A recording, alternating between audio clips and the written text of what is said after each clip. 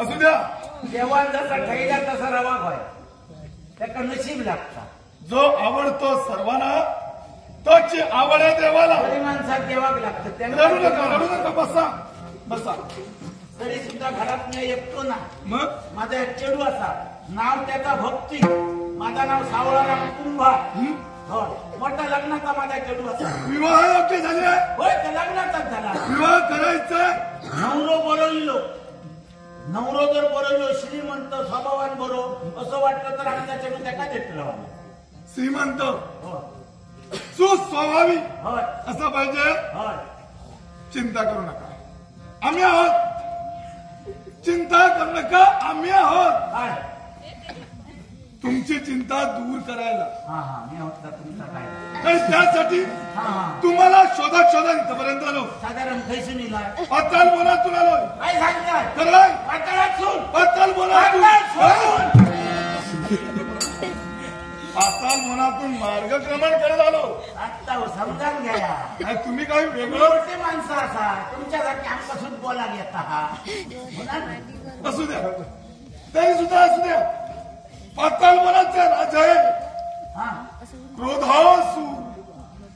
कोणाचे कोण? क्रोधासू नाव त्यांचा कोणाचे कोणते? आणि त्याच राजकारण्यासाठी त्याचा कनिष्ठ बंधू मायासू. कोणची बंधू? बंधू नाही, त्यांचा भाऊ.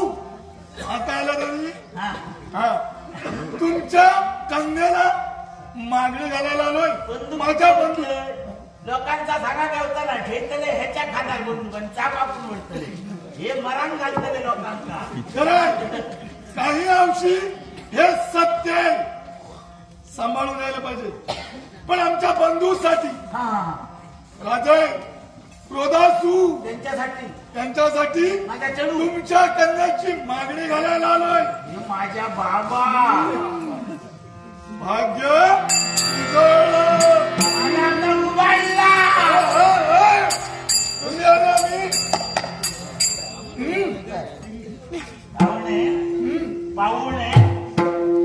पाहुणे पुढे हो वाईट संशय येता. तर इतक्या लांबसून तुम्ही माझ्या चढवाची मागणी घातल्याबद्दल माका अजिबात वाईट ना. पण गंमत काय असा, तुम्ही येते मोठे राजा राजवाड्यात मालात राहणारे सोन्याच्या ताटात जायचा पंचपक्वान्नाचा भोजन खाताला आणि आमचा गरीबाचा पडक्या घर आणि आमचा चढू समजा तुम्ही केल्या. उद्या लोक काय म्हणतले, अरे येतो मोठो राजा आणि एका सामान्य कुमाराच्या चढवला लगीन किती केल्या. खरंय, समजा तुम्ही पाहुणे आमच्या घराकडे असं काय आमच्या घराकडे बघताला. प्रत्येक शब्दात सत्यता आहे. पाहुणं साम्यतेच होईल, लक्षात घ्या. आणि ती साम्यता घडविण्यासाठी या तुमच्या पडक्या झोपडीच्या ठाई असा राजमहल बांधून देऊ. बघणाऱ्याचं नेत्र दिसतील आणि त्याचे राजा तुम्ही आम्ही बरोबरी त्यापेक्षाही उंच तयारी वयच करा. नाही बा, तुमच्यापेक्षा कमी आहे. असं आहे. मग काय समजू? काय होकार समजू की नकार समजू? काय असा सर्व इच्छा सर्व अटी आम्ही मान्य केलं म्हणजे तुमचा होकारच असेल. याला कारण काय असेल? त्या विश्वाच्या नाही असा कोण भाव आहे जो आपल्या कन्याला धनाच्या राशीवर बसताना पाहून सुखमय होणार नाही. आणि त्या तुमच्या कन्याला आम्ही धनाच्या राशीवर बसू इच्छितोय. पाताल गुणाची महाराणी. माझ्या चढवाचा लगीन करूचा इकूचा नाही. मी विकास बघा आता तुम्ही बोलला तर इकत घेऊची भाषा झाली. घर बांधून देतोय मग तुमचा नका चढू द्या. इकत घेऊची लगीन घ्या का होतं. नवरा होतले तर एकामेकाची पसंती स्वभाव गुण सगळ्यात जुळतला आणि त्या वक्त ज्यांचं जाताला त्या का लगीन म्हणतो. ह्या तुमचा काय झाला, पैशाच्या जीवावर तुम्ही माझा चढू इकत घेऊ केला. मी गरीब असेल सोन्याच्या राशी बसाडण्यात वाट भरता. सोन्याच्या राशी बसाड वाट भरताला.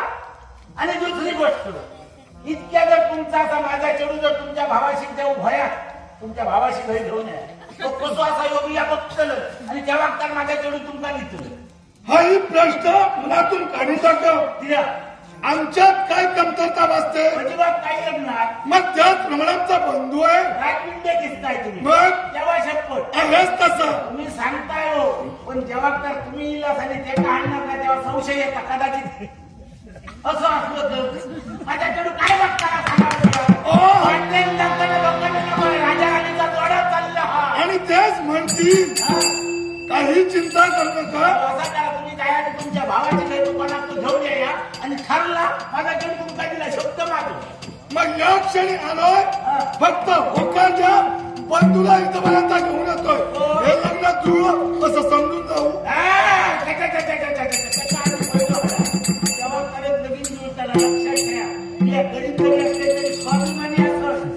उद्या काय करणार समजा माझ्या चेडू तुमचा दिलं तुम्ही मग राजमहाल वाला नाही त्याच्यात माझ्या चेडूवाक जाच करताना तुझ्या बापाशी बंगलो बांधून दिलंय तुझ्या बापाशी पैसा दिलाय तुमच्या इच्छेने चालणार सावळा रामकुमार नाही जातीचं कुमार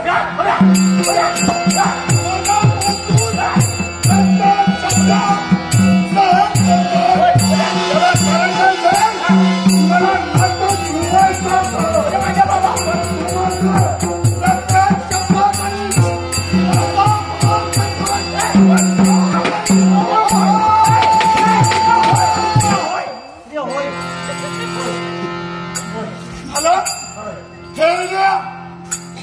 म्हातारण्या तुझी आरती लागल्या गेल्यात मस्तात आणि पुढचं त्या मायासुराला सांगतोस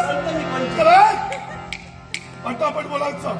कुठं गेलं तुझी कन्या झटकन बोलायचं त्यापेक्षा पटकन मन चिरून टाकेल. भीती वाटायला लागली आता माझ्या झाल्याला आता माझ्या लक्षात शिवाय